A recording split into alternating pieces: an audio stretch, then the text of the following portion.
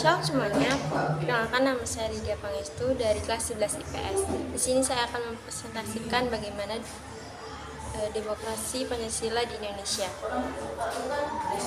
Makna demokrasi. Makna demokrasi ini adalah suatu sistem bermasyarakat yang melibatkan rakyat. Menurut Abraham Lincoln mengatakan, demokrasi adalah suatu pemerintahan yang berasal dari rakyat, oleh rakyat, dan untuk rakyat dalam menyelenggarakan keputusan negara dan pemerintahan. Hal tersebut bisa dilihat bahwa kebebasan itu perlu dalam negara, tetapi harus melihat apakah itu untuk rakyat, oleh rakyat, dan pemerintahan. Lalu di sini adalah bentuk-bentuk demokrasi. Yang pertama itu adalah demokrasi revolusi pada tahun 1945 sampai 1950.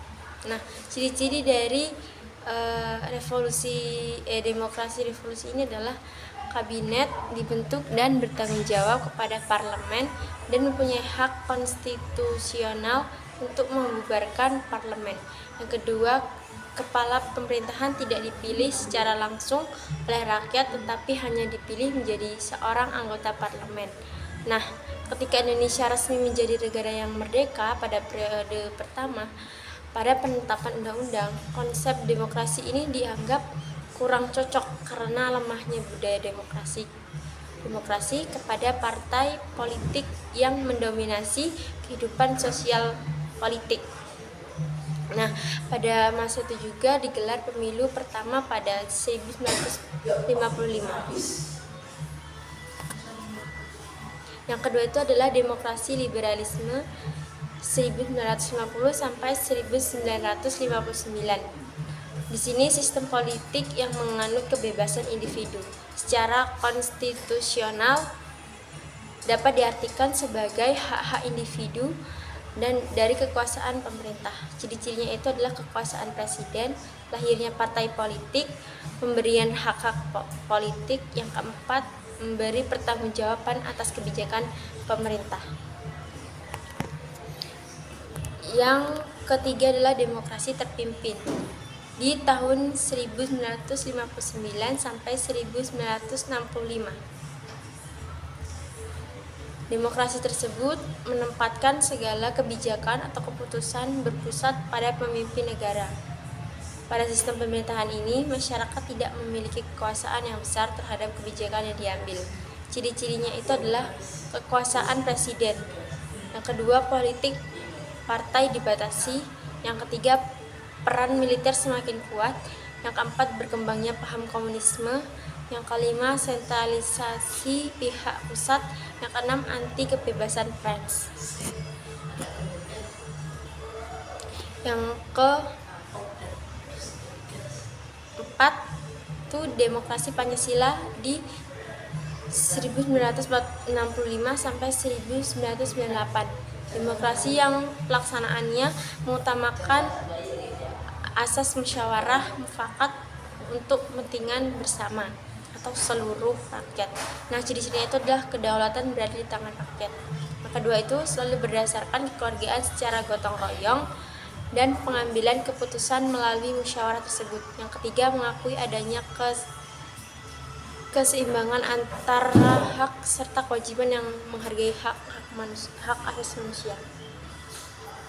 Yang terakhir adalah demokrasi reformasi di tahun 1998 sampai sekarang.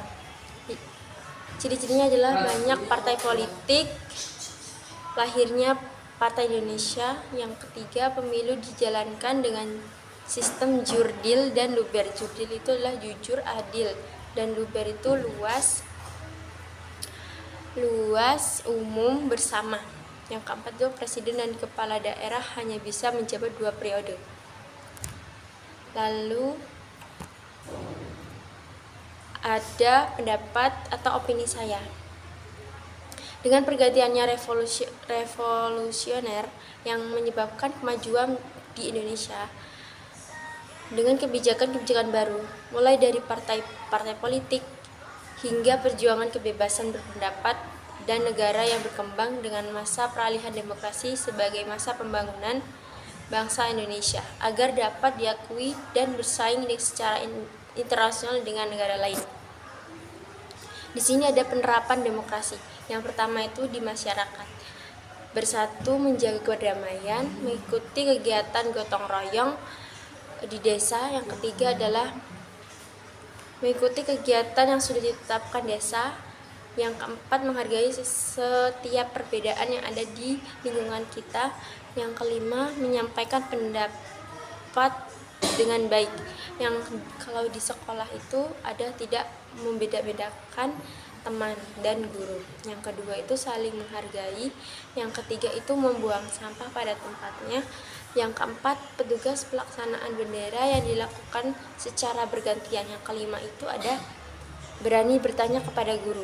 Yang kalau di keluarga itu adalah mendahulukan kepentingan bersama, mengatasi masalah dengan musyawarah.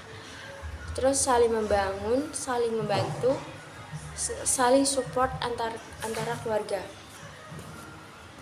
Yaitu prinsip dan penerapannya. Prinsipnya itu menjamin terselenggaranya perubahan secara damai dalam suatu masyarakat yang sedang berubah dalam penyelenggaraan pergantian pimpinan secara teratur, mengakui secara serta menganggap wajar adanya keanekaragaman dalam menjamin tegaknya keadilan. Contohnya itu adalah perilaku demokrasi di lingkungan adalah mengikuti pelaksanaan pemilihan ketua RT, RW, dan kepala desa. Perilaku ini tentu sesuai dengan definisi demokrasi di mana seluruh individu memiliki hak yang sama dalam pengambilan keputusan. Sekian presentasi dari saya. Terima kasih.